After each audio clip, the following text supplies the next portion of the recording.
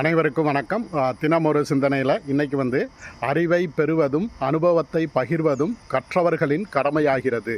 நம்ம வாழ்க்கையில் நாம் எவ்வளவு தூரம் நம்மளுடைய அறிவை பெருக்கிக் கொள்கிறோமோ அது மட்டும் இல்லாமல் நம்மளுடைய அனுபவத்தை நாம் மற்றவர்களுக்கு எவ்வளவு தூரம் பகிர்ந்து கொள்கிறோமோ அதை பொறுத்து தான் ஒரு கற்றவர்களுடைய கடமை நிறைவேறுகிறது.